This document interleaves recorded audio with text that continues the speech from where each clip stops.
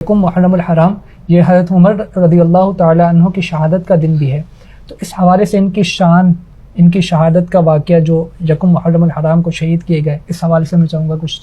بیان فرما دیں۔ حضرت عمر رضی اللہ تعالی عنہ اسلام کے دوسرے خلیفہ ہیں۔ صدیق اکبر رضی اللہ تعالی عنہ کے بعد حضرت عمر رضی اللہ تعالی عنہ کے دست مبارک پر صحابہ کرام علیہم رضوان نے، اہل بیت اطہار نے یہ خلافت پر بیعت کی تھی، اور سب کے متفقہ رائے سے صدیق اکبر رضی اللہ عنہ کے بعد حضرت عمر فاروق رضی اللہ تعالیٰ عنہ خلیفۃ المسلمین امیر المؤمنین مقرر ہوئے۔ حضرت عمر رضی اللہ تعالیٰ عنہ کا جو دور خلافت تھا یہ فتوحات کا دور تھا۔ بڑے بڑے شہر جو کفار کی سلطنتیں جہاں تھیں وہ سب زیر نگوں ہوئیں، اور اسلامی لشکر کو فتوحات حاصل ہوئیں، اور اسلامی جو علم ہے اسلام کا پرچم وہ دور دور تک پھیلنا شروع ہو گیا۔ تو کفار کو اسلام کا یہ پھیلنا ظاہر بات شروع دن سے ہی پسند نہیں تھا۔ تو حضرت عمر رضی اللہ تعالیٰ عنہ کی جو ہستی ہے وہ مبارک ہستی ہے کہ سرکار دو عالم صلی اللہ علیہ وسلم نے اللہ تبارک و تعالیٰ کی بارگاہ میں حضرت عمر رضی اللہ عنہ کو مانگا ہے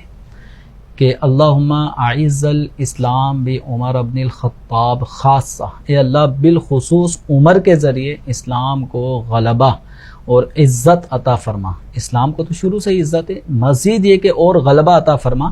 تو دین اسلام حضرت عمر رضی اللہ تعالیٰ عنہ نے جب قبول کیا تو مسلمانوں میں الگ ہی ایک عجب، ایک قوت، طاقت کا ایک سلسلہ ہوا۔ تو حضرت عمر رضی اللہ تعالیٰ عنہ کے اسلام لانے کے بعد بھی مسلمان کھل کر اپنے اسلام کو بھی ظاہر کرنے لگے، اور آزمائش کا بھی سلسلہ بہرحال رہا۔ تو حضرت عمر رضی اللہ تعالی عنہ آپ فجر کی نماز کے لیے جب جائے نماز جو مصلی امامت کی جگہ ہوتی ہے، تو آپ امامت کے مصلی پر جب تشریف لائے تو اس دوران ابو لؤلؤ فیروز مجوسی اس شخص نے حضرت عمر رضی اللہ تعالی عنہ کی شہادت کے حوالے سے پورا ایک پلان تیار کیا ہوا تھا۔ تو اس کا جو خنجر تھا وہ زہر میں آلود ایک خنجر لے کر وہ حضرت عمر رضی اللہ تعالی عنہ کو شہید کرنے کے ناپاک ارادے سے فجر کی نماز میں وہ بھی آیا، اور حضرت عمر رضی اللہ عنہ نے جیسی نماز کو شروع کیا تو یہ آگے بڑھتے حضرت عمر رضی اللہ عنہ کے سینے پر، پیٹ پر اس نے کافی وار کیے، اور جب اس کو پکڑنے لگے تو اس دوران بھی اس نے کئی ایک صحابہ کو زخمی کیا، کچھ صحابہ اس دوران وہ بھی شہید ہوئے، اور جب یہ پکڑا گیا تو اس نے اپنے آپ کو ہی خودکشی کر کے اپنے آپ کو موت کے گھاٹ اتار دیا۔ حضرت عمر رضی اللہ تعالیٰ عنہ کو جو زخمی کرنے کا یہ عمل تھا، یہ ماہ ذی الحجہ کے آخری ایام میں حضرت عمر رضی اللہ تعالیٰ عنہ شدید زخمی ہوئے، اور حضرت عمر رضی اللہ تعالیٰ عنہ کی جو زخمی حالت میں آپ تھوڑے سے آپ پر بے ہوشی بھی طاری ہوئی۔ جب آپ ہوش میں آئے تو آپ کا پہلا سوال یہ تھا کہ کیا نماز کا وقت باقی ہے؟ تو بتایا گیا کہ جی ہاں نماز کا وقت باقی ہے۔ اب اس وقت جو نماز پڑھنے کی پوزیشن تھی تو حضرت عمر رضی اللہ تعالی عنہ نے نماز فجر ادا کی، اور فرمایا کہ نماز کے بغیر آدمی کس کام کا ہے۔ پھر آپ کے زخم اس قدر گہرے تھے کہ حضرت عمر رضی اللہ عنہ کو کوئی لیکوڈ شے یعنی جیسے دودھ وغیرہ اس طرح کی کوئی چیز آپ کو پلائی جاتی تو وہ زخموں سے یعنی پیٹ کے ذریعے سے باہر بھی نکل جایا کرتی تھی۔ تو آپ کا زخم اس قدر بہت زیادہ گہرا تھا، اور اسی زخموں سے آگے چلتے چلتے پھر یکم محرم الحرام حضرت عمر رضی اللہ تعالیٰ عنہ کا وصال ہوا۔ تو چونکہ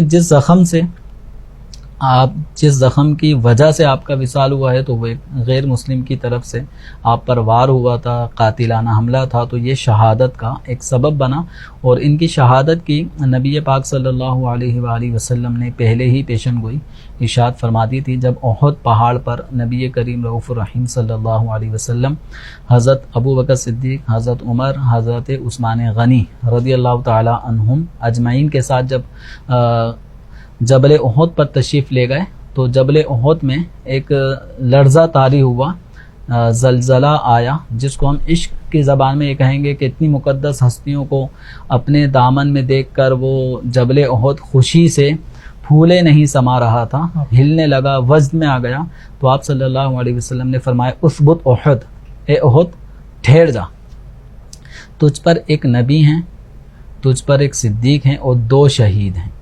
تو نبی کریم صلی اللہ علیہ وسلم اور صدیق اکبر رضی اللہ عنہ کے بعد جو فرمائے 2 شہید ہیں، تو وہ شہید کون ہیں؟ وہ حضرت عمر رضی اللہ تعالیٰ عنہ اور حضرت عثمان غنی رضی اللہ تعالیٰ عنہ، ان دونوں کی گویا اس حدیث مبارکہ میں شہادت کی پیشن گوئی دی گئی۔ تو حضرت عمر رضی اللہ تعالیٰ عنہ کے ذریعے سے دین اسلام کو بہت غلبہ